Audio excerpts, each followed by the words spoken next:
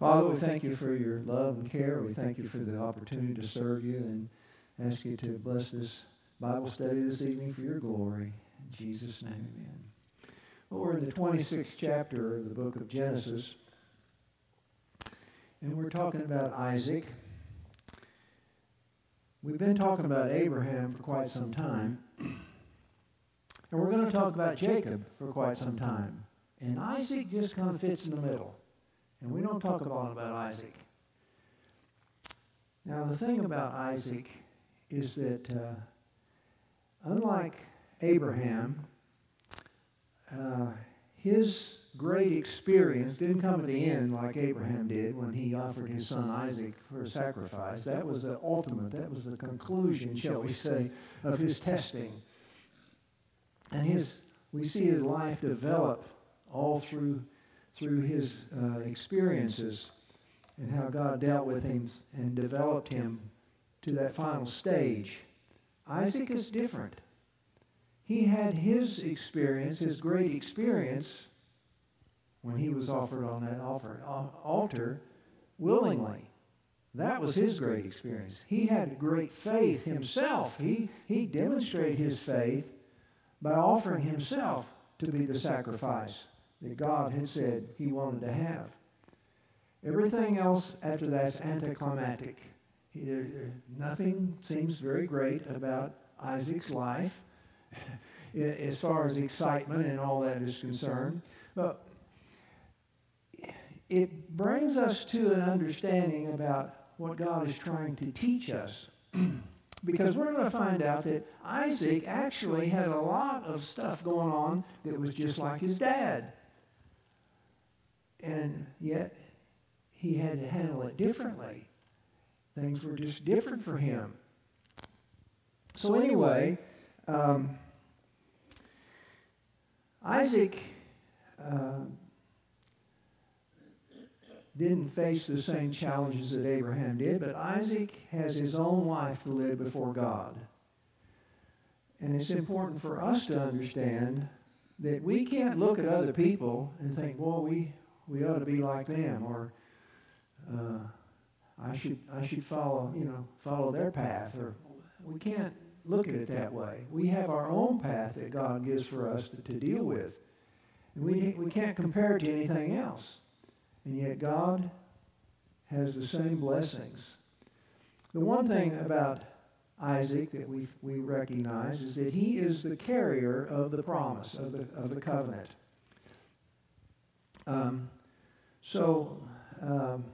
Let's start in verse 1 here. It says, "Now there was a famine in the land beside the earlier famine of Abraham's time. And Isaac went to Abimelech, king of the Philistines, in Gerar." Now in this particular case, we hear the name Abimelech. And later on we're going to hear about his commanding officer for his army named Phicol. But we'll talk about that later. But anyway, Abimelech. Now, this probably isn't the same Abimelech that we see with Abraham, because it's like about 90 years later. And so we'll see that. So Abimelech probably is a name that is a title rather than a family name. So like Caesar or Pharaoh, Abimelech is his position probably, because we see that there's an Abimelech for Abraham 90 years before, and we see this now. So anyway, he goes down, says there was a famine in the land beside the earlier famine of Abraham's time, and Isaac went to Abimelech, king of Gerar. Now you think that he just went down there and said, we'd like to hang out. But the second verse says, "The Lord appeared to Isaac and said, 'Do not go down to Egypt. Live in the land where I tell you to live.'"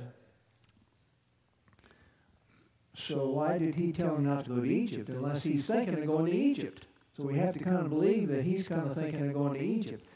Now we're seeing in his life some parallels already about his father. But now, God is dealing with him differently. He didn't tell Abraham not to go to Egypt. He didn't tell him to go to Egypt, certainly. He had told Abraham, I want you to go to the land I will show you. That's where I want you to go. And Abraham got there, and there's a famine, just like this. There's a famine. And Abraham realized that we don't have grass for our cows, but there's grass in Egypt. Let's go down there.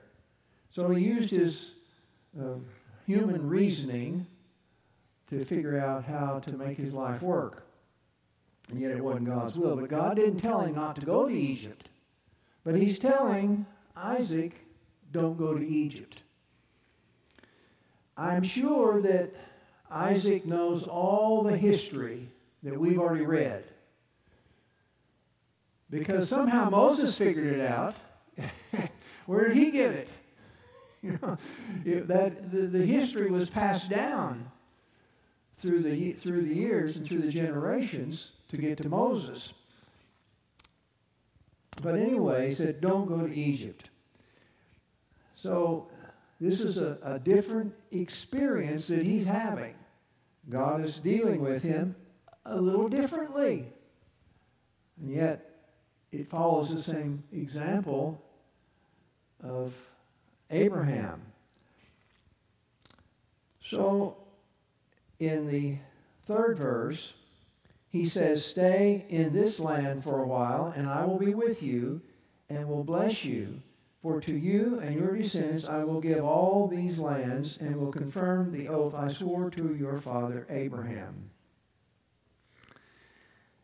This is the first time in the Bible the words, I will be with you. This is the first time it's mentioned. I will be with you. So, he had told Abraham stuff to do. This is what you do. And Abraham did what he was told to do. Do this, do this. And Abraham believed God and followed his instruction. But now we see something a little different. He's telling Isaac, you stay here and I'll be with you.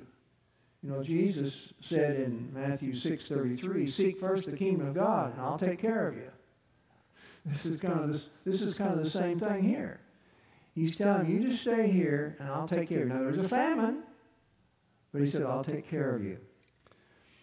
So, the Lord gave Isaac the promises of the Abrahamic covenant, and there was going to be God's presence, his blessings, possession of the land, and the posterity as numerous as the stars of heaven, a land and a nation being blessed through him.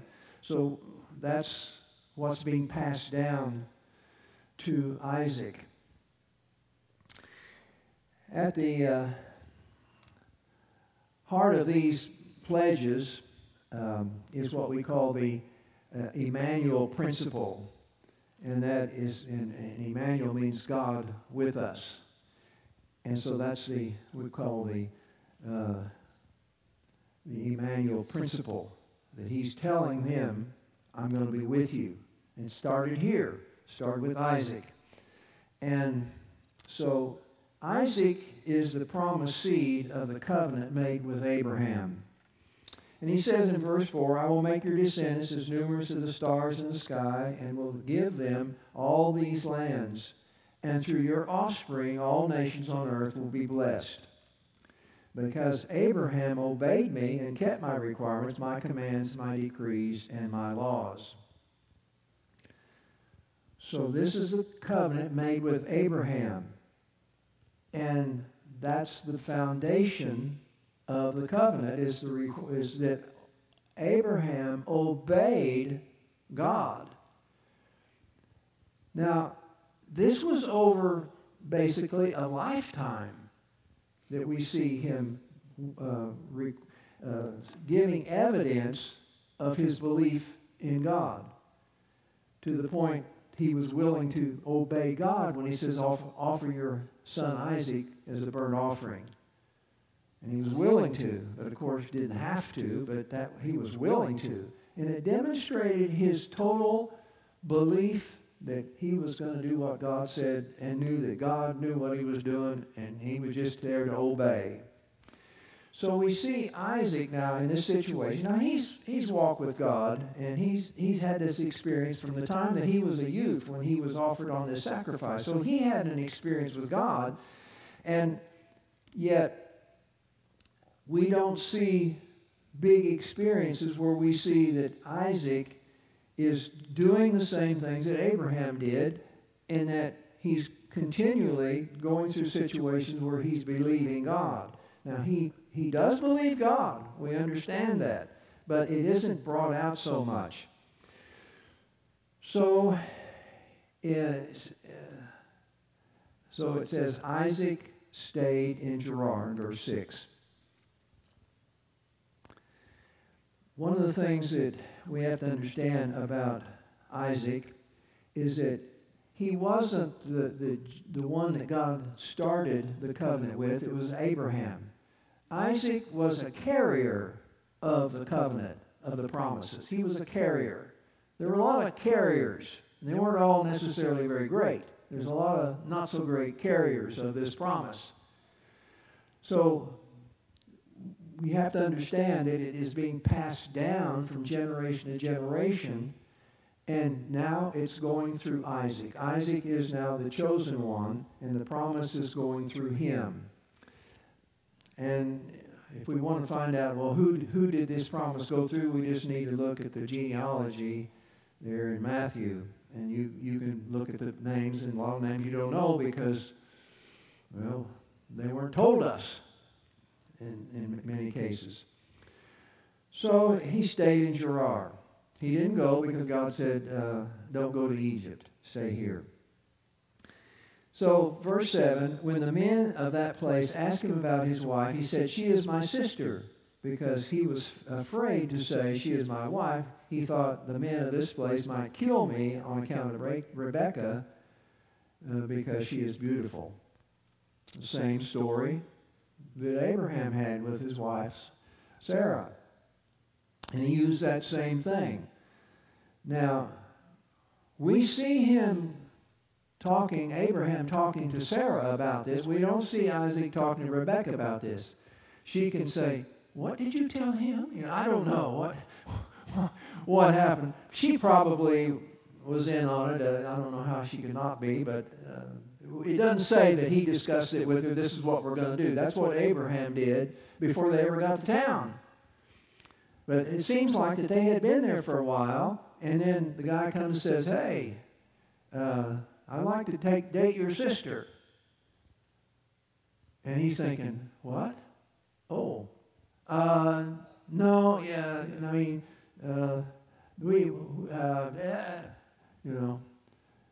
because he had let everybody know, this is my sister. One of the things that would be able to kind of put things off is that the brother had to make arrangements. So he could say, well, I don't know if you qualify to date my sister. And so he could put him off for a while, but she's a good-looking woman, and you wonder, well, now, how old is this woman? Isaac was 60 when Esau and Jacob were born. Now, we're going to find out at the end of the chapter. We're not going to do the last two verses of this chapter because they kind of go with the next chapter, but we find out that shortly after this, Isaac's son Esau marries, and he's 40 years old when he marries. And so he's probably in his late 30s, maybe by this time. So that would make, say he's 35. So 60 is when the boys were born, and 35, that makes him 95. Just guessing. This makes him 95. Now, Rebekah is a different story. We don't know what her age is, but I bet you she wasn't but about 20 years old, maybe even younger when she married Isaac. She was a young woman and very beautiful, and and I would just imagine she was probably 18, 20 years old. So that would put Rebecca, I'd say 60 to 70 years old. So, and of course, we know, don't we, Steve, that they're good looking even at that age, right? So, anyway,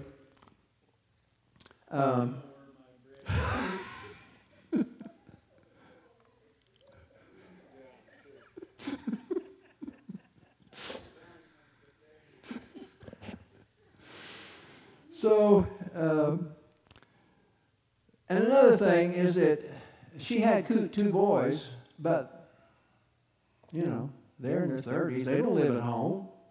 They don't live with her. They have their own life to live. They have their own business with the dad, you know. They're probably overseeing things. Of course, Esau's out hunting all the time. And Isaac is probably, Jacob is probably out watching the livestock. So they're not at home. So it's not like that she had little kids at home and trying to say, yeah, this is my sister. No, they're not. There's no kids involved here. So anyway, we're going to look at some parallels with Abraham. So first of all, a famine. Abraham went through a famine and dealt with that in his way. There was a plan to go to Egypt, and evidently that was the case with both Abraham and Isaac. They did stay in Gerar, both of them, and out of fear calling his wife his sister. They both did that, and both wives were beautiful. And then Abimelech, concerned about committing adultery, he was concerned about that, and then Abimelech rebuked them, each one. One earlier Abimelech, and then this Abimelech. Now, we tend to do things that our culture teaches us, and we make mistakes based upon our culture. So, there's just stuff that we just accept. This is the way life works. This is how it works for me. So, when we think about the parallels between Isaac and Abraham, that's not unusual in the sense that this is the only culture that Isaac knew. He didn't know anything else. This is how we live. This is what you do. And so he was following his father's footsteps in a certain way. But what we're seeing here in Isaac is that God is putting them through much of the same situation, but they're handling things, and God is handling each of them differently because they're different people. God doesn't have a cookie cutter that makes us all alike. We're all different. And our fingerprints are different. Our DNA mostly is different. I guess twins have the same DNA. I don't know if they have the same fingerprints or not. I never thought of that. But anyway, the idea is that they tended to do things the way the culture was, and that is how it is with Abraham and Isaac. Now, with Isaac, it's not quite as stressful as it was in Abraham's time, because Abraham, he risked a lot when he went to Egypt, because he could have ruined the whole plan, because the child was supposed to come from his wife Sarah. Well, he didn't know she'd ever be able to have a baby, so he wasn't putting a lot of concern about her being with another guy, being with a king. But God wouldn't allow it. And then when he got to, the Gerar, that Abimelech, was interested in her and interested in Sarah, and he took her, and God told Abimelech, "You better not mess with her. I'll kill you." And whoa! Now that didn't happen here, because when she came in with Isaac, there was no discussion about being kidnapped and taken to the harem or to somebody else. and it was just the men of the area that would want to pursue her. So anyway, it says this strategy, of course, was used by Abraham. Now Isaac is going to use it too. So verse 8, when Isaac had been there a long time, Abimelech, king of the Philistines, looked down from his window and saw Isaac caressing his wife, Rebekah. And it's difficult to know what Abimelech saw, but whatever he saw indicated that Abimelech that they were married. He believed that they were married. And one thing is that if he looked out his window and he lived in the city, then we have to think that Isaac and Rebekah lived in the city too. They probably had a house there. They probably ran business there. They probably had a business where he sold livestock and other things, and that's what he did. That's how he made his money. But yet he had hundreds of workers for him. We know that from just what Abraham had. And so, anyway, Abimelech looks out and sees that. So they evidently live in town. So Abimelech, verse 9, summoned Isaac and said, "She is really your wife." He didn't ask. He told him, "She's your wife." "Why did you say she's my sister?" Isaac answered him, "Because I thought I would lose my life on account of her." Then Abimelech said, "What is this you have done to us? One of the men might well have slept with your wife, and you would have brought guilt upon us." Now, Isaac had no respect for this country, this place, because he didn't consider them to be people with good morals. He didn't understand that they would be. And so Abimelech is complaining, and adultery was a serious crime, and in those days it could be, you could be put to death for that. That's the culture of those days. But another thing, Isaac had to lie. Abraham kind of just told a half lie, because Sarah was his sister also, just not the full sister, half sister. But Isaac, no, just a flat out lie. He lied to him. Now, here's an interesting thing that we see here. What does Isaac mean? It means laughter.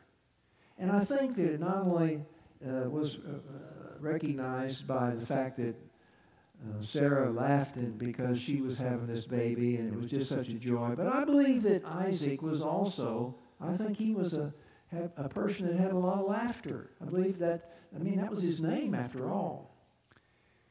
But he lied. And so he couldn't reveal, he just couldn't be who he was. He passed himself off as someone that he is not. And so he missed out on having a good relationship with Abimelech and the other people around, because he lied. He was deceitful in who he was. And I think that is a lesson that he had to learn. And so these are experiences that we see that Isaac is having that is important for our own understanding. So, verse 11, so Abimelech gave orders to all the people, "Anyone who molests this man or his wife will surely be put to death." Well, there were probably some that felt like that they'd like to get vengeance on Isaac because he had lied and caused so much trouble in this community. So Abimelech just said, "Don't mess with him or you're going to be in big trouble." So anyway, Isaac planted crops in that land in verse 12, and the same year reaped 100-fold because the Lord blessed him. Well, that's kind of interesting that he's done this, and he's kind of been disrespectful to God and to the people of the city and all of this, but he's God's child. He's the carrier of the covenant, and he is blessed by God according to the covenant. That's part of the promises, that he is blessed. Those who bless him will be blessed, and those who curse him will be cursed. That's part of what he carries with him. He is blessed by God. And so when he planted a crop, it was a booming, abundant harvest. Verse 13, the man became rich, and his wealth continued to grow until he became very wealthy. We may think that Abraham was already wealthy, and he inherited from Abraham, so he didn't, what's this about? Now, what Abraham had did have limits. He didn't own everything on earth. What he had was a lot of wealth, but he had 8 sons. And he sent the 7 sons away, and he gave them a start for their own business wherever they went. Here's 100 head of cattle and 50 sheep and goats and camels, and he gave them all a lot of stuff. And there's 7 of them. Ultimately, the biggest portion, of course, went to Isaac. He's the one who really inherited not just the stuff, but also the promise. So he is the carrier. But he now doesn't have what he once knew his dad had when he was a child. When he was a child, his daddy he was a, rich man. But now he doesn't have that much, but we see now that he has been prospered by God himself. Now I say that because he has the experience, as his father had, of being blessed by God in the form of his wealth. So he became rich, and he continued to grow. And his own relationship with God was also growing. And it's because he is seeing God's blessings in his life. And so he's honoring God with his life. It says he had so many flocks and herds, in verses 14, he had so many flocks and herds and his servants that the Philistines envied him. So we go back to that verse. It said in verse 13 that his wealth continued to grow. So it was a process that it began. Each year he got more wealth. And so the idea that his continuing on in his blessing, God is continuing to bless him, and so he became very wealthy. And it was a result of God's blessing him. In verse 15, it says, let me go back. I want to read verse 14. So he had so many flocks and herds and servants that the Philistines envied him. And then verse 15, so all the wells that his father's servants had dug in the time of his father Abraham, the Philistines stopped up, filling them with earth. So this is a way to get rid of Isaac. Just take away his water source. Now, when you have a bunch of livestock, you got to have water. And of course, he planted crops, had to have water. So this was something that was a serious thing. And there was many wells that Abraham had dug. And they filled them up with dirt to basically shut him down from that particular area. And he had to, and so verse 16, then Abimelech said to Isaac, Move away from us. You have become too powerful for us. Now, we see this same idea when Pharaoh looked at Israel. They're beginning to get too big, and they could be a big problem for us if there comes a war. They could turn and be against us, and we don't, so that's when they made them slaves. But Abimelech wasn't going to make them slaves. Of course, he didn't have the power to do that, but what happened was that he just said, you got to go. We're not here to be part of you. You're supposed to be part of us. And you're taking over. You're more important than we are, basically. So he said, you become too powerful. Verse 17, so Isaac moved away from there and encamped in the valley of Gerar and settled there. Now, I don't know how far that was. It's still called Gerar, the valley of Gerar. How far that is, I couldn't find it on a map. There's no valley of Gerar that I could find. In fact, it was hard to find Gerar. I did find Gerar, but it was not the valley of Gerar. But they must have moved quite a ways because he had all this livestock and they had to have places to graze. Now, this had been many years. It said he had been there a long time. So the famine is over and it's raining and they're having crops and all of this. So, verse 18, Isaac reopened the wells that had been dug in the time of his father Abraham, which the Philistines stopped up after Abraham died, and he gave them the same names as his father had given them. Now, it appears from this verse that they filled these wells up after Abraham died. Well, of course, it was after Abraham had died, but it wasn't until Isaac came along. For one thing, it just got through saying is that it says verse 15, so all the wells his father's servants had dug in the time of his father Abraham, the Philistines stopped up, filling with earth because they wanted to get rid of Isaac. And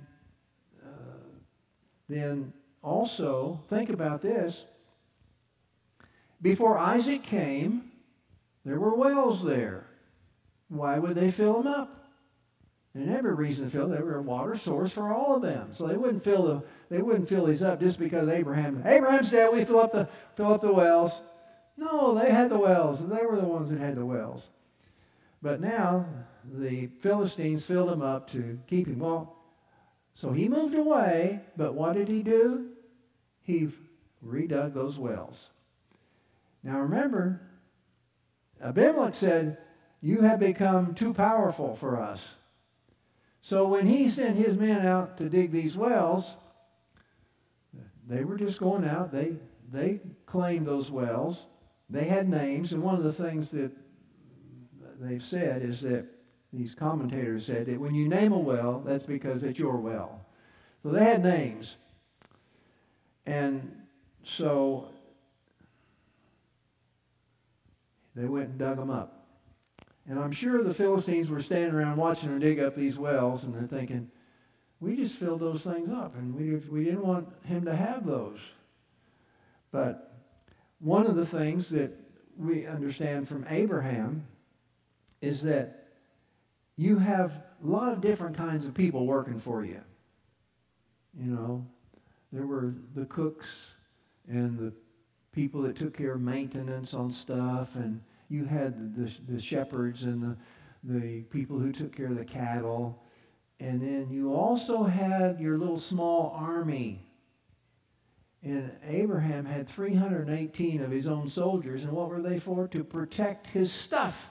Because there's always people wanting to come in and take your stuff.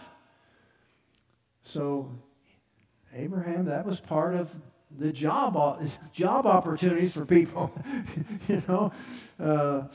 And they trained them. So they were trained servants, trained to do this, trained for warfare. So I'm sure that when they went to go dig these wells, they sent, a few of the Navy SEALs along And just kind of watch out. And the people just kind of stood back and let him dig up these wells. They didn't challenge him, so he got those wells back. So he opened those wells. And then verse 19, Isaac's servants dug in the valley and discovered a well of fresh water there.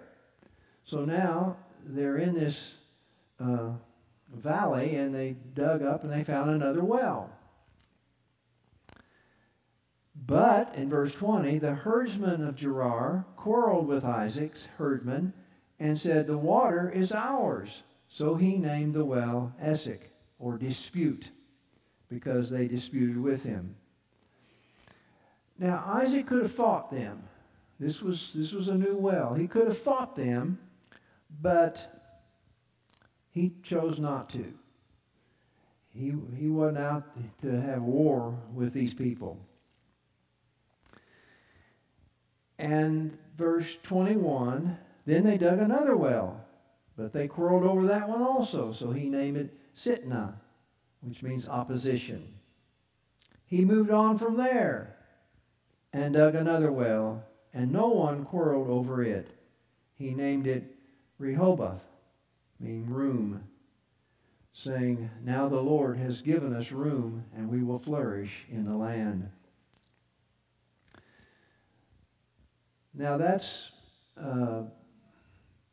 again, water is something that, they dig down, they get water. And if around here, you don't just go out and decide, I'll just dig a water well and we'll just have water. You can't just do that. Of course, the stuff we get out here isn't, you don't want to drink it. I don't know if you want to put it on your crops, but anyway, maybe, I don't know. Maybe they need minerals in the crops. I don't know. But anyway, the idea is that they've got this fresh water, and it's something that is a blessing for them. And so they have now room. And from there it says they went to Beersheba. And verse 24, that night the Lord appeared to him and said, I am God of your father Abraham. Do not be afraid. I am with you. I will bless you, and I will increase the number of your descendants for the sake of my servant Abraham. So, leaving Rehoboth, Isaac journeyed to Beersheba, and Abraham had actually named that, and it's really he had made an oath there, and that was the well of the oath. That's what Beersheba means. But he named the site because of the oath he had made with Abimelech at that well years before. So God appeared to Isaac, and this is what we call theophany, which means that it's an appearance of Jesus Christ, really, in human form. This is before he came as a baby and grew up here. Then God himself came in the form of a human and talked to Abraham, and he talked to Isaac, and he talked to others as well. But this was God speaking to him. And he was a physical manifestation. And so God renews the covenant with Isaac. And he begins the formula, the covenantal formula of self-identification. He identifies himself. I am. The title, God of your father, is used here for the first time in the Bible. I am. This is where it is first used. And it appears frequently after that. And of course, we know that appears in the book of Exodus when Moses wants to know, well, who will I tell him that sent me? And he said, I am sent you. So this is another indication that this covenant is going to be passed down, because he is forever. He is always present. He is always there, and he is the God of the covenant. So the generations will go by, but God is always there. I am. And so as the generations go by, he is there, and he carries that covenant with those people. Verse 25, Isaac built an altar there and called on the name of the Lord. There he pitched his tent, and there his servants dug a well. And so, although Isaac had been rejected at Gerar, his focus wasn't on trying to make it big. And we see this because he was united with God, but he was united with God because of his relationship with his father, Abraham, where he had been the sacrifice in his youth. And he had this relationship with his dad, one of that he was really part of this covenant. He was the promised child. And so we see him in Abraham because he had the same focus of his dad, Abraham. And so in Hebrews 11, starting in verse 13, he'd been talking about Abraham, and he said all these people, and he talked about others before Abraham, all these people were still living by faith when they died. They did not receive the things promised. In other words, they didn't, Isaac and Abraham didn't receive the land. That was going to be a long time before that happened. So they did not receive the things promised. They only saw them and welcomed them from a distance. In the future, it's going to be there. And they admitted that they were aliens and strangers on earth. People who say such things show that they are looking for a country of their own. If they had been thinking of the country they had left, they would have had opportunity to return. Instead, they were longing for a better country, a heavenly one. Therefore, God is not ashamed to be called their God, for he has prepared a city for them. And that's our focus. That should be our focus as well. That our focus is not here in this world. We're looking for a better place. We're looking for the home that God has prepared for us. And there's nothing in this world that can compete with that. Nothing. And so he had been rejected at Gerar.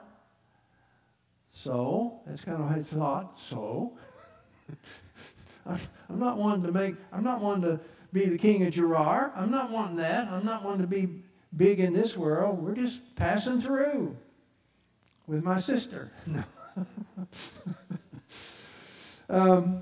So anyway, verse 26. Meantime, Abimelech had come to him from Gerar with Ahuzzath, his personal advisor, and Phicol, the commander of his forces. Now, we went back and we saw the story of Abraham in Gerar. He also was dealing with Abimelech and the military leader, Phicol. So I think Phicol may well have been a commander. That could be, well, I won't say it. I was going to say chief or command master sergeant, but I'm not going to say that. Anyway, meanwhile, Abimelech had come to him from Gerar with these two, and Phicol, the commander of his forces. Phicol probably is a title. Abimelech initiates the conversation. Evidently, Isaac has become a threat, and we've talked about that. And this was certainly true economically because he had a monopoly on the stores, I guess, in town. And he could undercut the prices, I suppose. And so they didn't like him doing that because he could make money that way. So these he's insecure with Isaac being in a relatively close proximity. So he doesn't want any trouble. He doesn't want there to be a problem. So he goes to Isaac, and Isaac asks him, verse 27, "Why have you come to me, since you were hostile to me and sent me away?" And they have their own spin on things too. And anyway, they said, "We saw clearly that the Lord was with you, so we said, there ought to be a sworn agreement between us and you. Let us make a treaty with you." So it's interesting because they're using the idea that they recognize that the Lord is the one who is making the difference.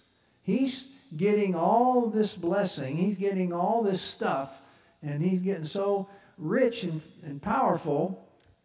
Man, it's because of the Lord.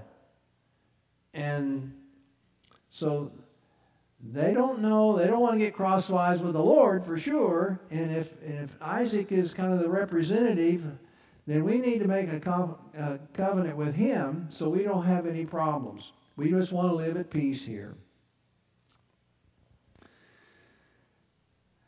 So they say this. They say that they want this agreement. He says, we don't want you to harm us. In verse 29, just as we did not, he says, let us make a treaty with you that you will do us no harm. In verse 29, just as we did not molest you, but always treated you well and sent you away in peace, and now you are blessed by the Lord. Well, that's their spin. They did everything right, and they treated him right, and they said they were good, and they blessed him as he went away, and all of this. They want a sworn agreement because he's powerful, and they're going to put up a good picture of how things are. But the picture that they painted of the past relations that they had, it all sounds good, but the reality is somewhat different. Not only did they not do good to him, but they did not send him out in peace. They had he was ejected from the community, and they quarreled with him and over the water rights, and they gave trouble, and they wanted him to get out. He was a threat to them. That's the truth. So verse 31, early the next morning, the men swore on oath to each other. Then Isaac sent them on their way, and they left him. Verse 30, I want to mention that. Isaac then made a feast for them, and they ate and drank. And then early the next morning, verse 31, the men made an oath to each other, and they sent them away. So there's two parts of the covenant that are talked about here. One is the meal, and that is the ceremonial meal that they make that serves as a physical experience and the rite of ratification. And then the oath itself is sworn by the two parties. So then he sends them away, and they left him in peace, it says. It's interesting because back in verse 27 it says that they were hostile to him and they sent him away. Get out. Now it's the reverse, only Isaac sends them out, this time in peace. They sent him out, get out of here, but he sends them out in peace. And it is, again, a demonstration of the hand of God, is that they come to him, and they've been hostile to him, and they come to him to, get things right between them, and they can do that. They can make peace with him, and they can go out in peace. Verse 32, that day Isaac's servants came and told him about the well they had dug. They said, we found water. He called it Sheba, or oath. And to this day the name of the town has been Beersheba, well of the oath. Now, Isaac's life in this chapter shows his way of life, largely one of consolidating the trail that Abraham blazed. And he retraced many of the episodes, but in doing that, he wasn't just merely imitating them, but he reenacted them, but it was with a difference. He went through many of the experiences, but with a difference, because he's different than Abraham. And so the point is that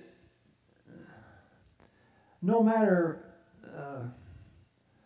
how much one situation may seem to resemble someone else's, there's a uniqueness about our situation.